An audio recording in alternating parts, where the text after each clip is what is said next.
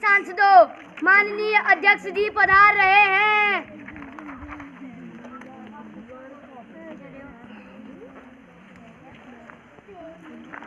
सभी सम्मानित सांसदों का स्वागत है।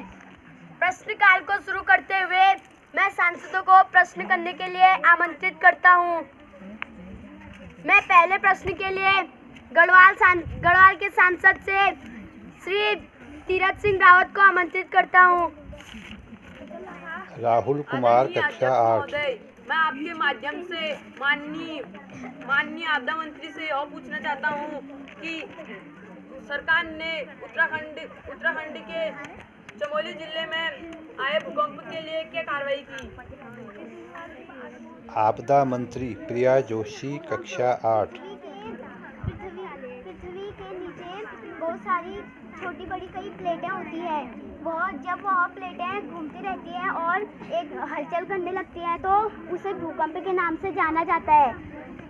भूकंप प्लेटों के हलचल के कारण आता है।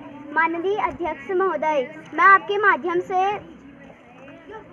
माध्यम से इस सदन को अवगत कराना चाहती हूँ कि 11 नवंबर 2019 को उत्तराखंड के चमोली जनपद में आए भूकंप का केंद्र ऊखीमठ विकासखंड में था, जिसकी तीव्रता रिएक्टर स्केल पर 6.4 थी। इस भूकंप से मुख्यतः रुद्रप्रयाग और चमोली जनपद प्रभावित रहे। अधिकांश जानमाल की हानि भी इन्हीं दो जनपदों में हुई। आपदा विभाग तथा एनडीआरएफ के जवान आपदा प्रभावित इलाकों में राहत कार्य में लगे हुए हैं। मैं अगले प्रश्न के लिए मध्य मुंबई से पूनम महाजन को आमंत्रित करता हूँ। नीलम रावत, कक्षा 8। क्या लोक निर्माण मंत्री बताने का कष्ट करेंगे कि भूकंप के कारण सड़कों को कितना नुकसान पहुंचा तथा प्रभावित क्षेत्रों में परिवहन व्यवस्था कब तक सुचारू होगी? ललित नेगी, कक्षा 8। मैं आपके माध्यम से माननीय सांसद के प्रश्न के उत्तर देने से पहले मैं इस संसद को भूकंप के कुछ कारण बताना चाहता हूँ। भूकंप के कारण जन धन की अपार हानि होती है। पृथ्वी के धरातल पर सबसे अधिक कंपन नदी केंद्र पर होता है। नगरों या घनी बस्तियों के पास भूकंप बहुत हानि पहुँचाता है। कई बार भूकंप के कारण नदियों के मार्ग में रुकावट आ जाती है और उनका प्रवाह रुक जाता है, जिसके कारण नदी का जल आसपास के इलाकों में फैल जाता है और बाढ़ जैसी आपदा उत्पन्न हो जाती है। जल समुद्री भागों में भूकंप आता है तो बड़ी बड़ी लहरें उठती हैं, जिससे जलयानों को भारी क्षति पहुंचता है। समुद्री क्षति पहुंचता है, जिसका विकराल रूप 2004 में हिंद महासागर में देखने को मिला था। अध्यक्ष महोदय, मैं आपके माध्यम से संसद को यह बताना चाहता हूँ कि भूकंप से 18 सड़कें मुख्य रूप से बंद हुई थी तथा 25 सड़कें आंतरिक रूप से बंद हुई थी। लोक निर्माण विभाग ने सड़क मार्ग को खोल दिया था तथा केवल 3 सड़कें मुख्य रूप से बंद थी, जिन्हें शीघ्र खोल दिया जाएगा। मैं अगले प्रश्न के लिए नेता प्रतिपक्ष को आमंत्रित करता हूँ। माननीय अध्यक्ष महोदय, क्या सूचना प्रसारण मंत्री बताने का प्रयत्न करेंगे कि भूकंप के प्रति लोगों को जागरूक करने तथा बचाव के लिए सरकार क्या कदम उठा रही है? माननीय अध्यक्ष महोदय, हिमालयी क्षेत्र भूकंप के लिए अति संवेदनशील है। यह जोन 5 में स्थित है। यह जोन 5 में स्थित है।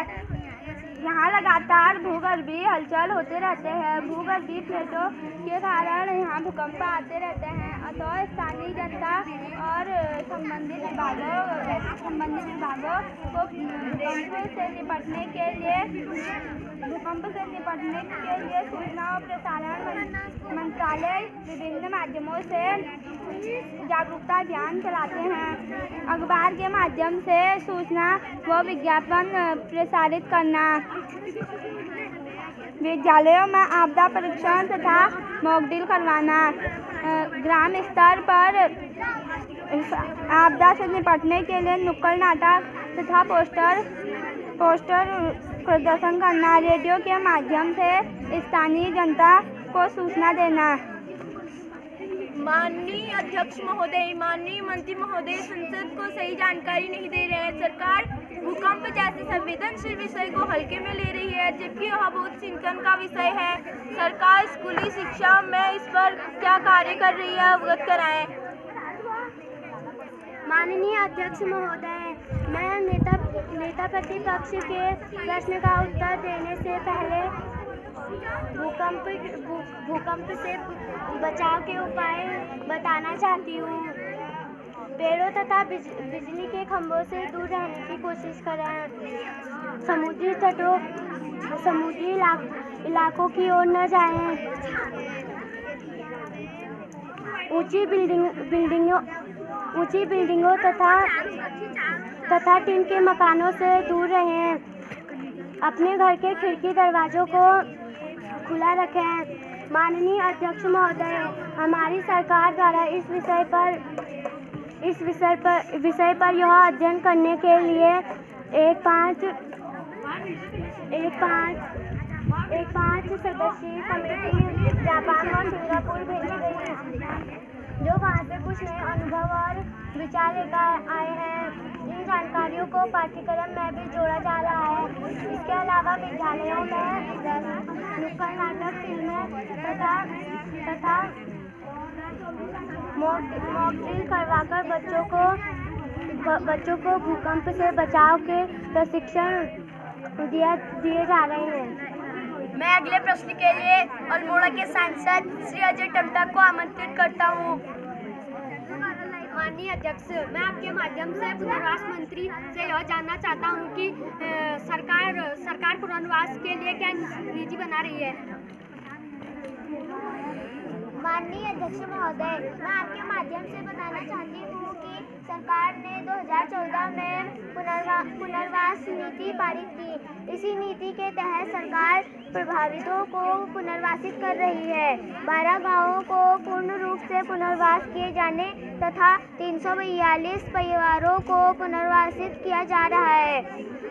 इसी कार्य के लिए केंद्र सरकार द्वारा 132 करोड़ रुपए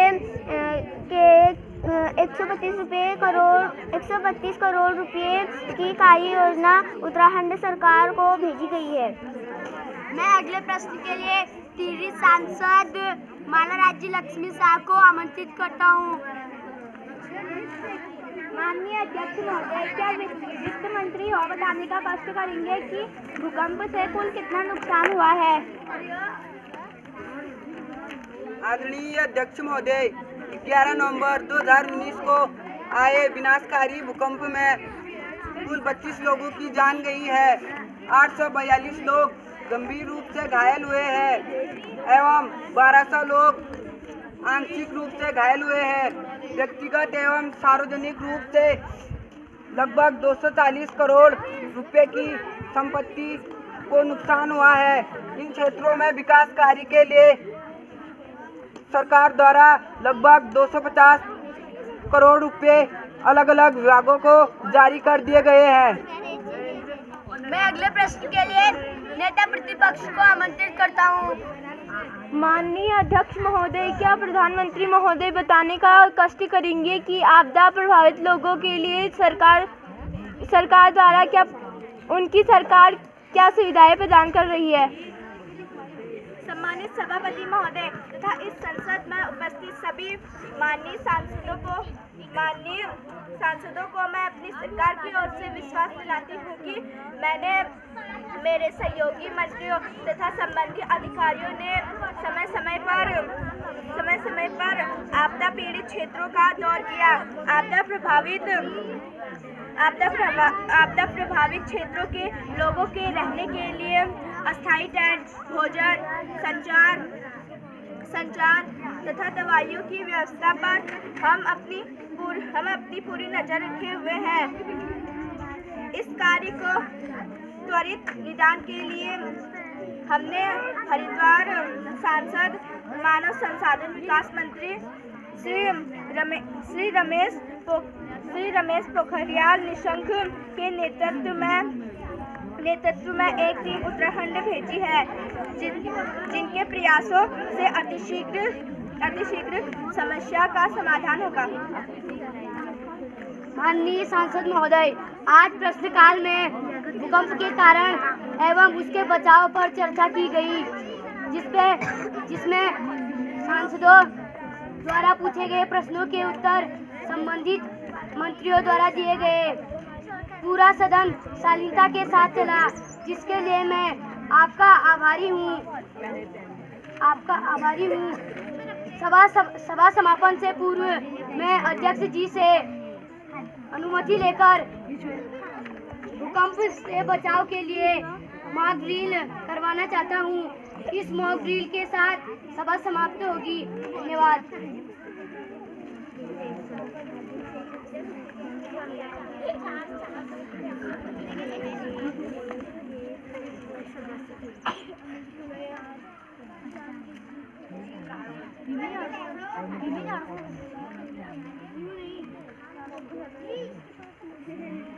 इसी के साथ सभा समाप्त होती है। धन्यवाद।